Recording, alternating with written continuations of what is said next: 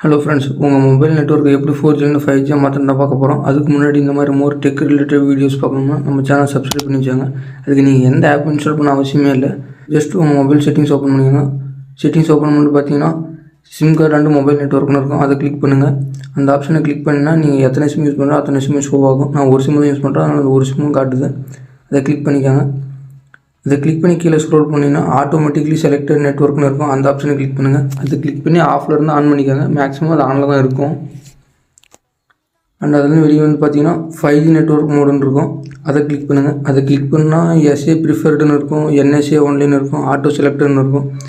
இல்லை உங்களுக்கு எந்த மாதிரி இருந்தாலும் ஆட்டோ செலக்டர்னு மாற்றிக்காங்க.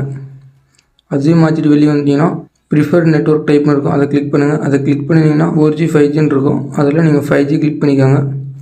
அதை கிளிக் பண்ணிட்டு வெளியே வந்துடுங்க. அதை கிளிக் பண்ணி ஆன் பண்ணிட்டு வெளியே வந்துட்டிங்கன்னா ஜஸ்ட் ஒரு 2 மினிட்ஸ் இல்லை 3 மினிட்ஸில் வந்து உங்களுக்கு நெட்ஒர்க் வந்து 5G ஆக்டிவேட் ஆகிக்கும். அண்ட் அதுவும் இல்லாமல் இன்னொரு மெத்தடில் ஆன் பண்ணலாம்.